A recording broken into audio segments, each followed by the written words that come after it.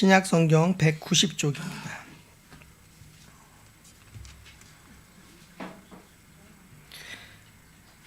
사도행전 2장 37절부터 42절까지입니다. 우리 한 목소리로 우리 합독하도록 하겠습니다. 신약 성경 190쪽 사도행전 2장 37절부터 42절까지입니다. 그들이 이 말을 듣고 함께 읽겠습니다. 그들이 이 말을 듣고 마음에 찔려 베드로와 다른 사도들에게 물어 이르되 형제들아 우리가 어찌할꼬 하거늘 베드로가 이르되 너희가 회개하여 각각 예수 그리스도의 이름으로 세례를 받고 죄 사함을 받으라. 그리하면 성령의 선물을 받으리니 이 약속은 너희와 너희 자녀와 모든 먼데 사람 곧 주 우리 하나님이 얼마든지 부르시는 자들에게 하신 것이라 하고 또 여러 말로 확증하며 권하여 이르되 너희가 이 패역한 세대에서 구원을 받으라 하니 그 말을 받은 사람들은 세례를 받음에 이날의 신도의 수가 3,000이나 더하더라.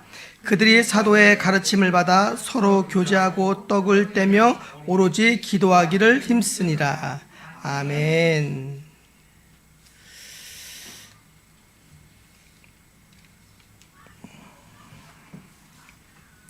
성령 강림 후 선포된 복음이라는 제목으로 오늘 말씀을 전하도록 하겠습니다. 오늘 본문 앞절에 베드로가 담대하게 이제 복음을 선포하는 장면이 나옵니다. 베드로는 오순절 성령 강림을 믿지 못하는 당시에 이제 예루살렘에 모였던 많은 사람들에게 조롱하는 무리들을 대항하며 담대히 하나님의 말씀을 전합니다. 베드로가 얼마나 소심했던 사람인지 아시죠? 물론 베드로는 다혈질이라 굉장히 앞서면서 무엇인가 행동하는 행동파이기도 했지만 어린 여자 종 앞에서도 예수님을 부인할 만큼 두려워 떨었던 사람입니다. 그러나 그가 수많은 예루살렘 사람들에 둘러싸여 있음에도 불구하고 담대히 복음을 선포합니다. 성령의 감동을 받았기 때문에 그런 많은 사람들의 시선과 그리고 많은 사람들의 위협이 두렵지 않았고 하나님의 말씀에 감동되어져서 전하는 그 피 묻은 복음이 놀라운 능력이 되어져서 많은 사람들을 진동케 하고 감동케 했습니다. 본문 37절에 보면은 그들이 이 말을 듣고 마음에 찔려 베드로와 다른 사도들에게 물어 이르되 형제들아 우리가 어찌할꼬 하거늘. 베드로의 설교를 듣고 두 가지 반응이 나타납니다. 마음에 찔려 그리고 어찌할꼬. 마음에 찔림을 받았다라는 단어의 뜻은 칼로 베임을 당한 것과 같다라는 뜻입니다. 우리가 살면서 예리한 칼로 손을 한 번씩 벼본 적은 있으실 거예요. 그리고 제일 예리한 칼날은 뭐예요? 종이죠. 종이로 베보신 느낌 있으시죠? 종이로 손가락 같은 걸 딱 베면은 그 느낌이 굉장히 불편하죠. 그러니까 마음에서 찔림을 받았다라는 것은 하나님의 말씀에 그렇게 예리하게 찔림을 받았다, 칼로 베임을 받았다라는 뜻이 담겨져 있다라는 겁니다.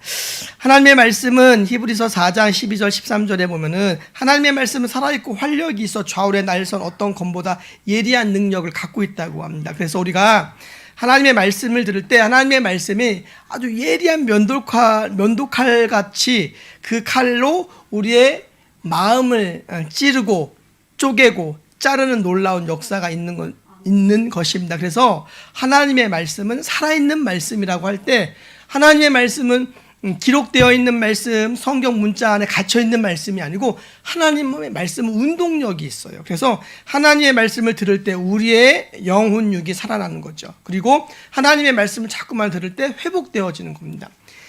예전에 후배였는데 오랜 신앙생활을 하지 않고 떠났던 친구예요. 근데 제가 만나서 교제를 나누면서 그 아이하고 티타임을 가지면서 복음을 증거하고 은혜로운 교제를 나누는데 처음에 만났을 때는 그 다 말라가는 상추 아시죠?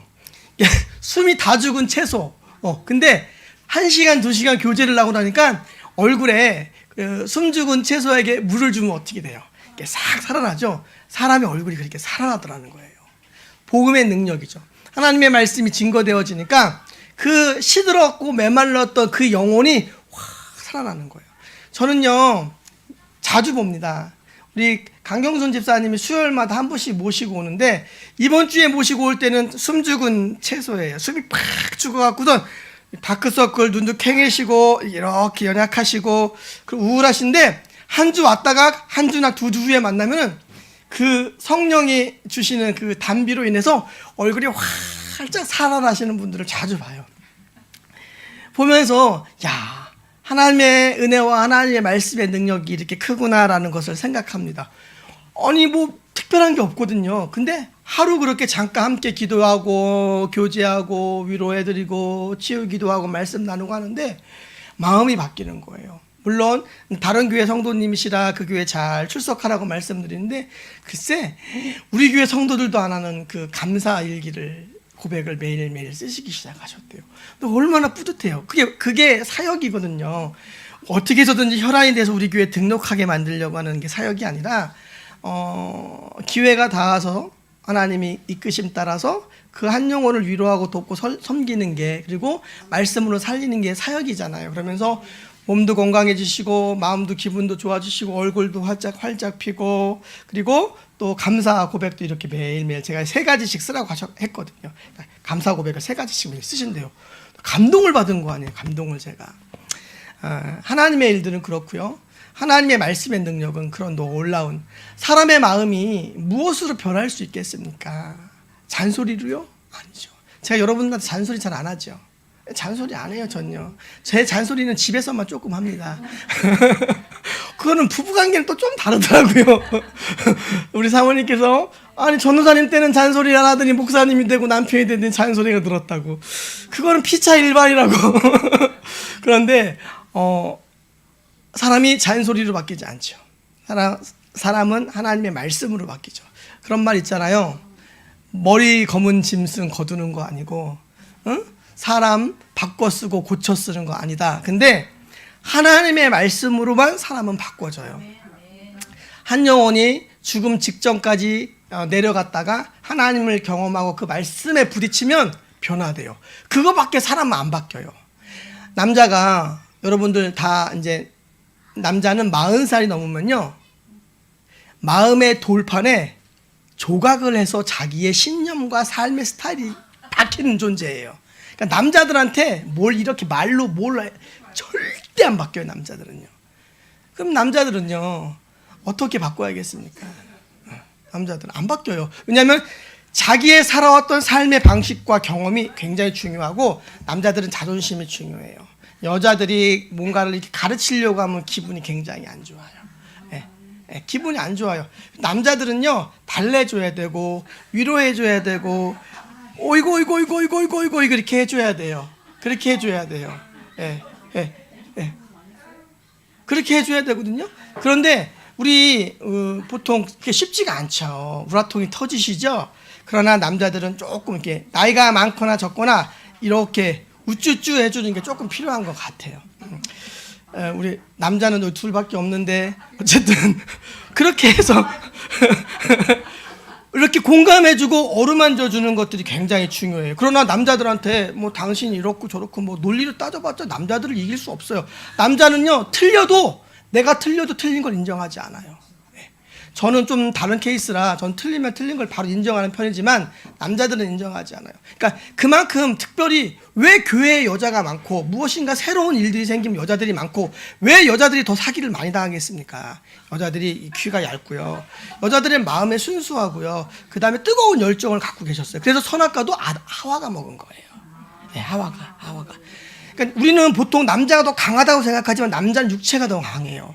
여자들은 굉장히 도전적이고 진취적이에요. 그래서 복음이 들어갈 때요 남자들한테 그러니까 리더로서 머리로 세우는 건 남자일 경우가 많지만 하나님께서 많은 영향력을 여자로부터 이끌어요. 여자들은 에너지가 굉장히 많습니다. 그래서 어머니가 강하고요 그 어머니의 역할을 여성들에게 줬고 그 어머니의 역할을 감당할 수 있게끔 하나님이 여성들에게만 주는 또 다른 힘이 있고 그런 능력들이 분명히 있다고 저는 생각합니다.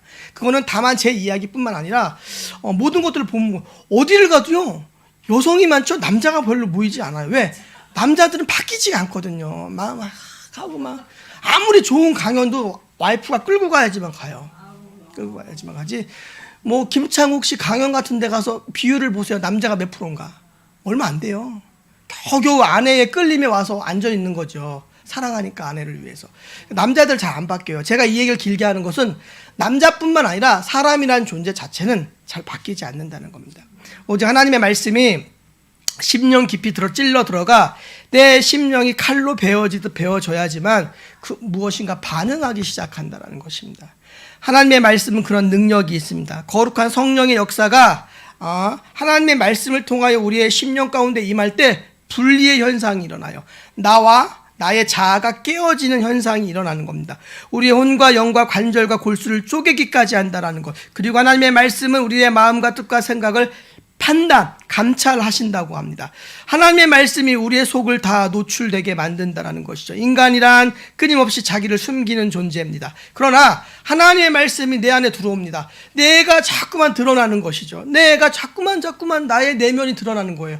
부끄러움이, 나의 연약함이, 나의 수치가, 상처와 아픔이 자꾸만 말씀 앞에서 드러나는 거죠. 그러면서 그 말씀을 통해서 하나님을 대면할 때 내 마음 안에 있었던 그 어두웠던 그늘들, 그리고 그 모든 것들이 점점 회복되기 시작합니다. 목회자가 설교를 하면 가끔 이야기를 듣습니다. 꼭 내 얘기하는 것 같다고. 어떻게 내 마음을 아냐고. 어떤 선교사님이 어떤 외딴 섬에 선교를 갔는데 복음을 막 증거를 했습니다. 증거를 하니까 그 말씀을 다 듣고 그 지역의 추장님이 신경질을 막 내더래요. 내 얘기를 누가 저기 지금 선교사한테 가서 다 일렀냐고. 내 이 속마음을 어떻게 누구냐고 막 하면 막 자기의 내면에 부끄럽고 추악하고 숨기고 싶었던 어떤 자기만의 속마음, 자기가 알고 지은 죄지만 마을 사람이기 때문에 알고 지은 죄들도 있을 거 아니에요. 그런 여러 가지 크고 작은 죄악들, 가족들만 알고 부부만 알 수 있는 내면의 깊은 은밀한 부끄러움의 수치들을 선교사가 그냥 막 설교를 할 때 얘기를 하는 거니까 이분이 너무 당황한 거야. 그래서 누가 내 얘기했냐고. 누가 했습니까? 성령께서 친히 말씀 속에서 그 사람의 내면을, 관절과 골수를 찔러 쪼개기까지 하는 하나님의 말씀이 그의 내면을 쪼개기 시작하죠. 면도칼로 난도질하면서 자신을 해부하고 자신을 드러내게 만든다라는 것입니다. 말씀을 들을 때에 예리한 칼로 난도질 당한 것처럼 쪼개집니다. 그래서 그들의 마음이 찔렸습니다. 그리고 오늘 본문에 나왔던 유대인들이 마음이 찔렸던 것은 두 가지인데, 첫 번째로 성령을 모독하고 슬프게 하며 거슬렀던 것 때문에 마음이 찔렸습니다. 성령과 하나님을 거부하며 모독했는데 자신들이 섬겼던 하나님이, 그리고 그분이 보내신 예수 그리스도가 어떠한 분이신지 모르는 상황에서 예수 그리스도를 그들이 십자가에 못 박아 죽였죠. 그것이 얼마나 큰 죄악인지 깨닫게 되니까 이제 통회하며 자복하며 그렇게 눈물을 흘리게 되었다라는 거죠. 우리가 알고 있는 그 유명한 사도 바울이 사울이었을 때에 굉장히 많은 핍박을 했잖아요. 여러분, 왜 사울이 예수 믿는 그리스도인들을 그렇게 박해하며 목숨 걸고 뛰어다니면서 잡으러 다녔는지 아십니까? 그들 때문에 하나님의 나라가 임하지 않는다고 생각했어요. 예수 믿는 이단들 때문에 하나님의 통치가 이 땅에 완전히 임해야 되는데 그것이 임하지 않는다라고 생각해요. 불결한 존재들이, 잘못된 존재들이 판을 치는 이 세상 속에서 그들을 정화해야 된다는 생각을 바울은 갖고 있었고요. 그래서 목숨을 걸고 하나님의 영광을 위하여 믿는 사람들을 잡아 죽이기 위해 다녔습니다. 그런 큰 유대 전통 안에서의 배경들을 다 설명할 수는 없지만 사울이 예수 믿는 사람들 박해했던 이유는 그들이 단순히 이단자였기 때문만이 아니라 그들로 인하여 하나님의 나라가 이 땅에 더디 이루어지고 그리고 메시아의 재림이 더디 이루어진다는 생각들 때문에 그들을 박해했다는 겁니다. 그런데 그가 다메섹 도상에서 부활하신 주님을 만난 뒤에 지금까지 자기가 알고 믿었던 것이 모든 것들이 지진이 일어나면서 무너지기 시작했죠. 그러면서 어디서부터 잘못되었는지를 깨닫기 시작했죠. 그러니까 하나님의 나라가 임하고 하나님의 아들 구원자이신 예수 그리스도가 이 땅에 오셨는데 그분을 자기가 박해하는 존재로 살았다라고 생각하니까 자기가 했던 그 열심과 수고와 노력이 얼마나 부끄럽겠습니까?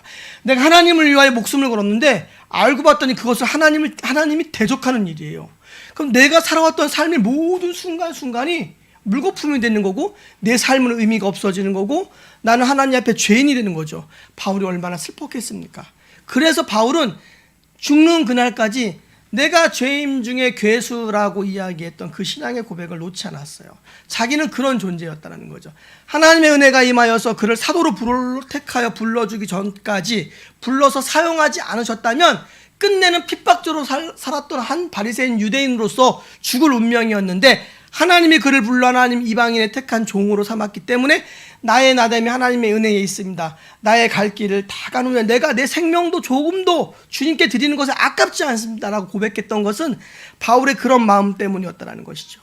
또한 두 번째로 그들이 마음에 찔린 것은 예수님의 십자가였습니다. 그들은 예수님을 자기들이 죽였다고 생각하지 않았지만 결국엔 그들이 예수님을 죽인 것과 동일하다라는 것이죠. 예수님이 십자가에 죽기 당시 많은 사람들이 예수님을 환영했죠. 예루살렘 성에 입성하시는 그분을 향하여 다윗 호산나 다윗의 자손이여 우리를 구원하소서 했지만 며칠 상간에 많은 사람들의 마음이 바뀌면서 예수님을 십자가에 못 박으라라고 외쳤다라는 것이죠. 저는 그 장면이 잘 이해가 안 갔어요. 아니 어떻게 예수님을 그렇게 왕이라고 추대했던 수많은 백성들이 며칠 상간에 예수님을 죽이고 그 강도요 역적이었던 바라바를 풀어주라고 했을까? 아무리 그거에 관련된 그 행간에 관련된 자료를 아무리 찾아봐도 책이 이렇게 많은데 그 행간의 자료에 대한 얘기가 없는 거예요. 며칠 사이에 어떻게 그들의 마음이 바뀌었을까요? 몇 가지를 유추해 볼 수 있는데 한 가지는 선동했다는 거죠. 예. 정치적으로 바리새인들과 율법학자들과 수많은 사람들이 사람들을 선동했다는 겁니다. 저가 그리스도가 아니다. 저가 그리스도가 아니고 우리의 구원자가 아니고, 그러니까 사람들이 그에게 실망하자 끝내는 이렇게 변했다라는 그런 해석들도 있고요. 또 다른 가장 유력한 것은 사람들을 선동했다라는 것이 가장 유력해요. 그런데 저는 많이 그것이 100% 와닿지는 않지만 사람들을 선동해서 그렇게 했다라는 이야기들을 보편적으로 많이 하고 있는데, 와, 3, 4일 상간에 사람들의 마음이 저렇게 바뀔 수 있을까라는 그런 놀라움이 있었고요. 그러나 거기에 모였던 사람들, 그리고 예수님을 못 박으라고 소리쳤던 사람들, 그 무리가 한정되어 있다는 거죠. 예루살렘에 모일 수 있는 공간 안에 예루살렘에 있었던 거주민들, 그 당시 6월절이었기 때문에 수많은 사람들이 한 번에 10만 명 이상 되는 사람들이 다 모여서 어떻게 공정한 판결을 내릴 수 있는 상황이 아니었잖아요. 그래서 그 안에는 소수의 사람만 모였다는 거죠. 예를 들어 몇천 명이 모이든 10,000명이 모이든 결국에는 자기네들끼리 선동하는 사람들끼리 모여서 투표를 한 거나 마찬가지인 거죠. 근데 그게 더 신빙성이 있다라고 생각해요. 많은 민중과 대중들은 예수님의 십자가의 죽음을 아파했을 것이고요. 그리고 두려워서 도망갔을 것인데, 예수님이 이 땅에 그 예루살렘에 오실 때 예수님을 환영했던 일반 민중들은 예수님에 대한 꿈과 비전이 있었을 거예요. 그러나 그가 그렇게 죽었을 때 그것을 향하여 항변할 수가 없었던 거죠. 예수님의 제자들도 도망가는 판에 그들이 뭐라고 나섰겠어요. 지금 종교 지도자들과 로마의 그 군병들이 서슬퍼런 눈으로 지켜보고 있는데 괜히 여기서 말 한마디라도 잘못하면 죽을 판이잖아요. 그렇기 때문에 선동된 사람들, 동원된 사람들, 모여진 사람들을 가지고 예수님을 극단적으로 그렇게 유죄 판결을 내려서 예수님을 십자가 형틀로 보내지 않았나라는 생각이 가장 많이 듭니다. 사랑하는 여러분, 우리가 이 땅을 살아가면서 사람들은 눈에 보이는 것을 중요하게 생각합니다. 돈과 과학, 합리적이고 세상적인 경험들, 그래서 세상에 있는 경험과 합리성이, 그리고 세상의 그런 문화와 많은 것들이 교회 안으로 들어옵니다. 우리나라 60년, 70년, 80년대, 90년대까지만 해도 교회가 세상의 문화를 많이 주도하는 편이었지만 90년대 이후에 우리나라가 GNP가 굉장히 상승되어지고 세상이 발달되어지고 여러 가지가 풍족해지면서 교회가 세상의 문화를 주도하지 못하는 상황 속에 우리가 살아가고 있죠. 저 어릴 때만 해도요, 1년에 52주 출석하고 헌금하고 요절 암송하고 쫙 빼곡하게 해서 연말에 시상을 받아요. 연말에 학용품 시상을 이만큼 받는단 말이에요. 거의 제일 많이 받았어요. 그럼 그걸로 1년을 학용품 사달라고 안 하고 공부하고 그랬거든요. 예, 그게 굉장히 큰 그건데, 요즘은요, 뭐 사주면은 그냥 한 번 갖고 놀고 휙휙 던져버려요. 왜냐면은 너무나. 그리고요, 애들이 통이 커져서요, 전도 나가면요, 뭐라는 줄 아세요? 아주 센 걸 사달라고 그래요. 센 거. 심지어 어떤 아이는 핸드폰 사달라는 애들도 있고요. 이제, 사이즈가 연필 같은 거 아니에요. 연필은 남아 도는 게 연필이야. 예. 너무 이게 이제 풍요로워지니까 그래요.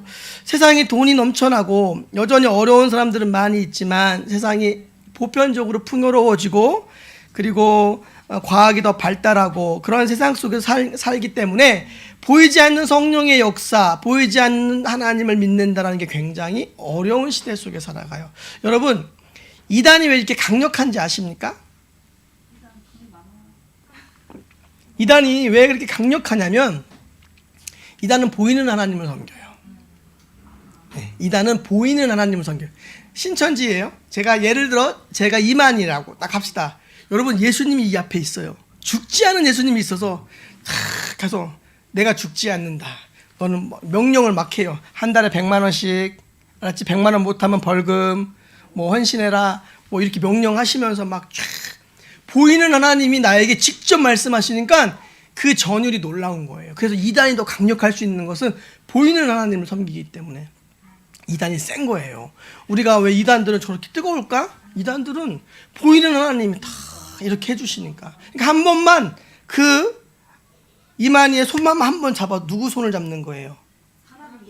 예수님? 하나님의 손을 잡는 거죠. 기가 막힌 은총을 입는 거죠. 여러분, 진짜 여러분들 환상 중에 예수님이 나타나서 예수님의 그 육체의 손을 잡았다고 생각해 보세요. 간증 엄청 하실걸요? 근데 그들은요, 그분과 함께 살아요. 이단들은. 그렇기 때문에 이단들이 강력할 수밖에 없어요. 근데 우리는 보이지 않는 하나님을 섬겨요. 그렇기 때문에 보이지 않으니까 사람들이 그러잖아요. 특히 믿지 않는 남편들이 그러죠. 하나님이 어디 있어? 내 주먹을 믿지. 그런 얘기도 하고, 하나님 있으면 나타나보라 그래. 막 그러고 그러죠. 하나님은 영이시니까, 보이지 않으시니까. 성령 하나님을 많은 사람들이 인정하지 않습니다. 그러나 예수님을 구주로 고백해 성령을 모시고 살아가는 사람들은 어떤 죄를 짓느냐? 성령을 부인하지는 않아요. 근데 성령을 제한해요. 성령이 내 안에 계시지만 성령을 보지 않고 나를 봐요. 아유, 뭐 내가 기도해서 되겠어. 아이고, 뭐 내가 뭐 한다고 되겠어. 성령을 제한한다는 거죠. 내가 받은 내 안에 계신 성령님과 여러분들 안에 계신 성령님이 크기가 다르십니까? 아니에요. 똑같아요. 뭐 1m 뭐 90대면 성령님이 많이 들어차. 내 몸뚱이가 크니까. 키가 150이면 성령이 내 몸이 작으니까 성령이 조금만 들어가 계셔. 그렇습니까? 그렇지 않죠. 우리가 받은 성령은 동일합니다. 다만 그 성령의 능력이 우리 가운데 풀어지고 드러나는 것은 내가 그분을 얼마큼 신뢰하고 인정하느냐에 있다라는 것이죠. 간절히 성령의 역사를 내 마음 가운데 구하고 내가 두려워 떨리는 마음이지만 믿음으로 한 걸음 한 걸음 걸어갈 때 나를 통하여 드러나는 성령의 은사와 능력들이 점점 커진다라는 거죠. 무작정 그냥 나는 몰라 주께서 하시죠. 그냥 하는 거예요. 제가 누누이 이야기하죠. 앞을 못 보는 맹인 자매가 담임 목사님한테 2년을 기도받고 2년 만에 눈을 떴어요. 제가 아는 분이. 생각해 보세요. 2년 동안 매주 예배 끝나고 목사님 기도받으러 왔습니다. 기도 받으러 오는 자매나 기도해 주는 목사님이나 2년 만에 눈을 떠요. 믿음으로 우리가 할 수 있는 최선을 다하는 겁니다. 성령께서는 우리가 할 수 있는 것 이상으로 놀라운 일들을 가능케 하실 수 있는 분이십니다. 그러나 성령께서 그 성령의 계심을 우리가 머리로 알고 경험하지만 나라는 존재, 육체를 갖고 있는 나를 먼저 보기 때문에 두려워 떨리는 마음으로 그게 잘 안 되는데 당장 무엇인가 내가 기도했다고, 당장 무엇인가 했다고, 당장 어떤 변화가 일어나지 않는다고 주눅들 필요 없어요. 될 때까지 하는 거예요. 될 때까지 계속 하는 거예요. 그렇게 하면 믿음으로 계속 하는 거예요. 하나님께. 그럴 때 우리의 믿음이 점점 열려지면서 성령의 역사가 우리 가운데 더 많이 능력이 풀어지고 흘러 넘친다는 겁니다. 그러니까 전화로 기도해서 사람들의 치유 기도할 때보다, 초창기보다 지금 훨씬 더 많이 반응하는 거죠. 그러니까 제 믿음이 더 커지는 거죠. 제가 더 신뢰하는 거예요, 그분을. 그런데 예수님 당시에 많은 사람들은 성령을 몰랐어요. 성령을 잘 몰랐는데 성령이 계심을 듣지도 못했다고 그들은 대답을 합니다. 그런데 예수 그리스도께서 예수님의 제자들이 이제 복음을 바르게 선포하고 성령을 경험하라고 이야기를 하라고 말씀하시면서 성령을 그들이 체험하고 동일하게 성령의 역사에 대해서 그들의 삶 가운데 드러나기 시작하면서 그리스도인이 될 때에 복음을 듣고 복음을 받고 성령 체험하여, 그러니까 우리가 사도행전 2장에서만 성령의 강림 사건이 있다라고 생각하지만 사도행전을 다 보면 성령 강림 사건이 총 3번이 나옵니다. 다른 이방인들에게도 고넬류 가정에도 성령이 임하는 사건이 나오고요. 한 곳에도 또 성령이 임하는 사건이 나타나요. 이방인이든 유대인이든 상관없이 성령께서 간구하는 심령 가운데 성령이 임하시는 사건들이 사도행전에 3번이 드러나는데, 그러면서 이제 성령의 시대가 열리기 시작하는 것이죠. 성령 받는 것이 굉장히 중요합니다. 예수님을 구주로 진심으로 고백할 때 성령이 우리 가운데 임하시죠. 저와 여러분들이 성령 안에 들어가고 성령이 우리 안에 부어지면서 우리가 그분의 뜻에 민감하게 반응하며 순종하는 자로 우리가 조금씩 변화되어 간다는 겁니다. 근데 여기서 한 가지 굉장히 중요한 것은 우리 그리스도인들이 자꾸만 세상의 문화와 세상에 보여지는 현실 속에 살아가기 때문에 우리가 자꾸만 이렇게 기가 죽어요. 왜냐하면 현실은 가깝고 주님은 먼 것처럼 느껴지잖아요. 당장 보여지고 해결해야 될 일들은 많고 하나님께 기도할 때 하나님이 주시는 응답들은 더디 되어지는 것 같고, 그 하나님께 드리는 기도와 응답의 시간차가 있는데 그 시간차를 기다리고 이겨내는 게 훈련이고 믿음이거든요. 하나님은 시간 속에서 일하세요. 하나님은 자판기가 아니라 때때로 우리가 원하는 것 바로바로 주시지 않을 때가 있어요. 어떤 거는 바로바로 응답하시지만 어떤 것들은 믿음으로 기다려야지만 응답되는 것들이 있습니다. 그러기 위해서 가장 우리 가운데 필요한 것은 자기 부인이에요. 마가복음 8장 34절에 누구든지 나를 따라오려거든 자기를 부인하고 자기 십자가를 지고 나를 따를 것이라 라고 말씀합니다. 그러니까 예수님의 제자가 되는 조건이에요. 나를 부인하래요. 그럼 나를 부인하는 게 뭐냐라고 이야기를 할 때, 예전에 우리가 소그룹 할 때 제가 이 질문을 드려서 다 함께 나눴지만 다시 한번 이야기하면, 나를 부인하는 것은 내가 내 인생의 주인이 아니라는 거죠. 그러니까 우리가 어떤 일들을 행할 때 내 뜻과 욕망으로 그것을 하는 게 아니라 하나님의 뜻과 하나님의 계획하심을 묻고 순종하며 나를 죽이는 거예요. 나를 죽이고 그분이 사시는 거예요. 내가 죽고 예수님이 사시는 거예요. 그게 자기 부인이에요. 그렇게 되면서 우리가 인생의 한 걸음 한 걸음 걸어갈 때 우리가 진짜 예수님의 제자로 살아갈 수가 있다는 겁니다. 그런데 사람은 보통 자기 부인하기가 쉽지 않아요. 왜? 내 육이 살아있고 내 지식과 경험이 살아있으면 내 것으로 무엇인가를 해. 보세요. 베드로에게도 밤새 물고기를 잡으려고 애를 썼지만 물고기를 잡지 못했어요. 예수님께서 나타나서 야 이쪽으로 던져라 라고 얘기를 해요. 경험은, 예수님은 목수고 베드로는 어부죠. 경험이 있잖아요. 그런데 주의 말씀을 의지하여 내가 그물을 내리다 던지리라. 그래서 물고기 잡죠. 그게 쉬운 게 아니에요. 왜? 내가 알잖아. 내가 경험해봤잖아.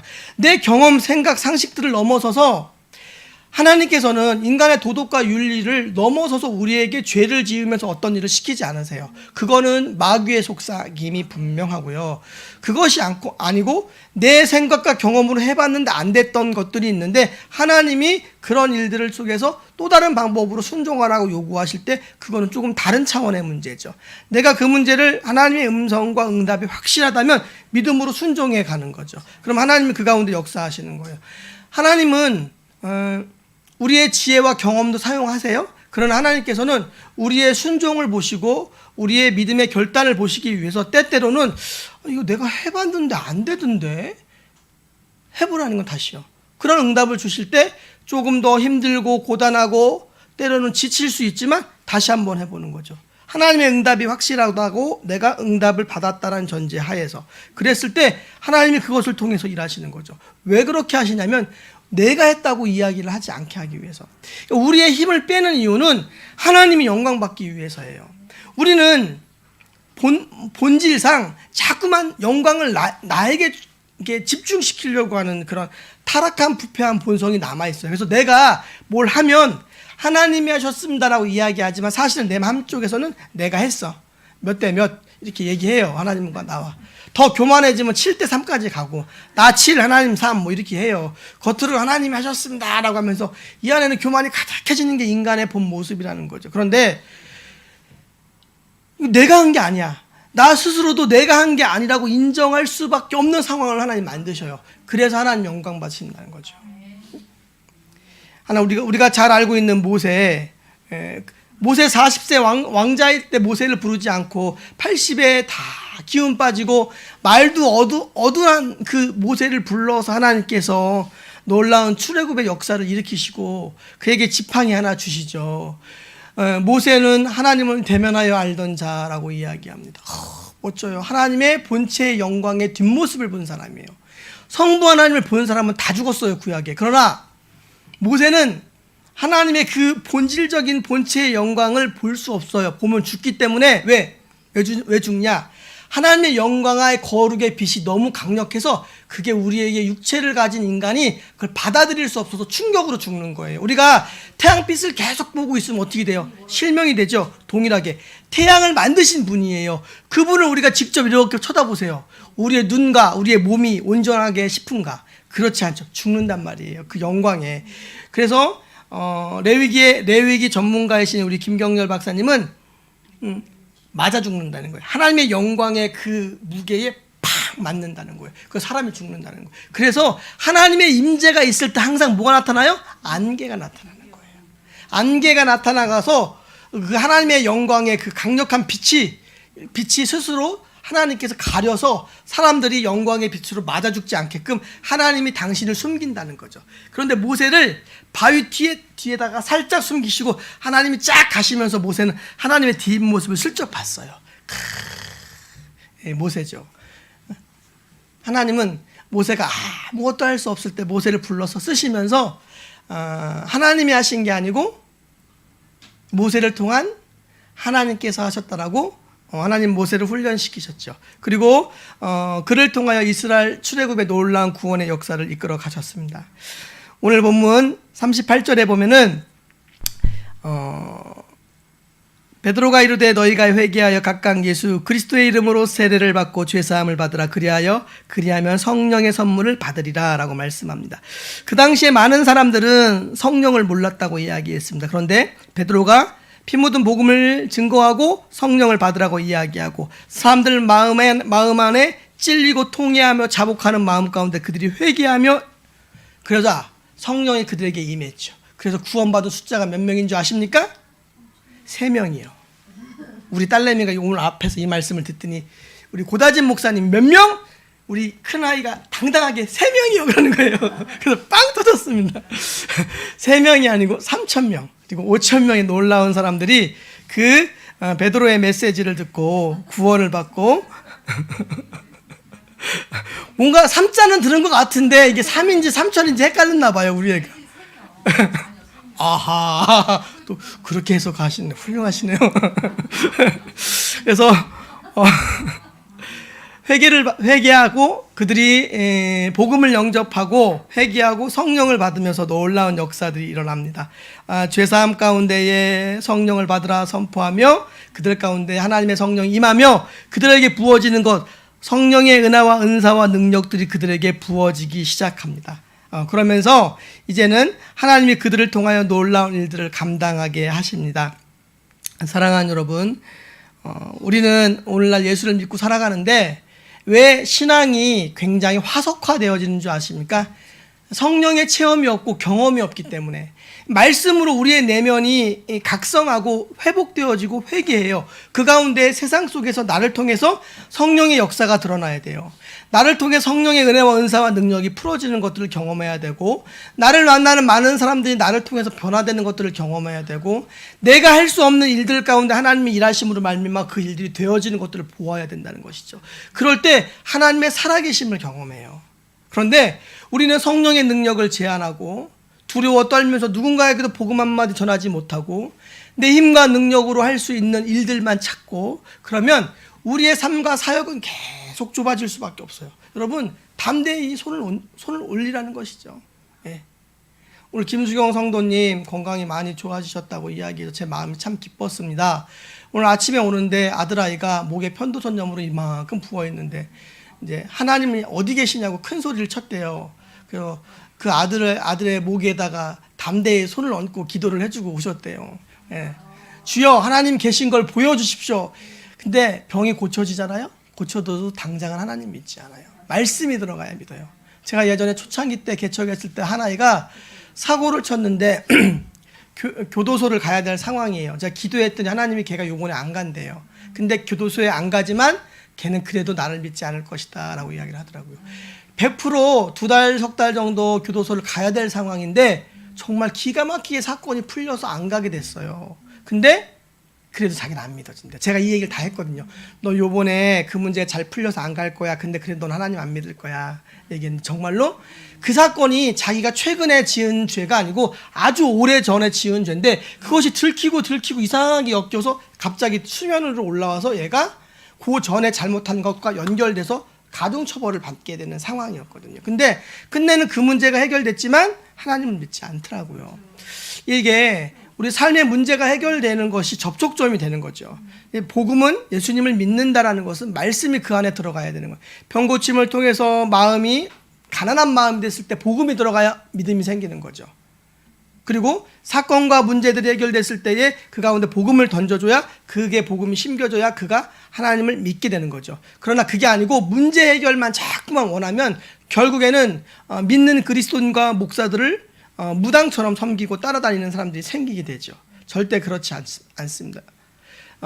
우리는 무당이 아니죠. 문제를 해결해 주는 사람들이 아니고 우리는 영혼을 구원하는 사람들이죠. 그렇기 때문에 그들의 문제를 위하여 기도하고 해결해 주지만 거기에 함께 복음을 담아 넣는 것이 굉장히 중요하죠. 안 그러면 계속 문제 해결만 해달라고 찾아올 거예요. 문제 해결은 죽는 날까지 되지 않습니다. 하나가 해결되면 또 오고 하나가 해결되면 또 옵니다. 그 문제를 통해서 주님 만나기를 원하시는 게 하나님의 마음이죠. 그래서 여러분들 인생 가운데, 삶 가운데에 만나는 많은 연약한 사람들 위하여 기도해 주는 것 당연하죠. 그러나 기도해 주고 너희 병이나 내가 한 게 아니고 하나님이 하신 거야 하면서 복음을 간단명료하게 설명해 주시는 거 굉장히 중요합니다. 사랑하는 여러분, 하나님은 어제나 오늘이나 영원토록 동일하십니다. 하나님은 변치 아니하시고 성령은 동일하게 어제나 오늘이나 역사하고 계십니다.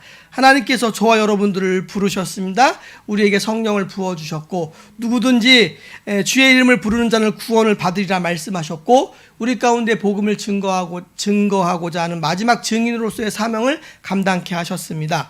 그 증인의 사명을 감당하고 성령의 놀라운 은혜와 능력을 신뢰하면서 기꺼이 믿음의 손을 뻗으며 기도하고 피 묻은 복음을 증거하는 저와 여러분들 되시기를 주의 이름으로 간절히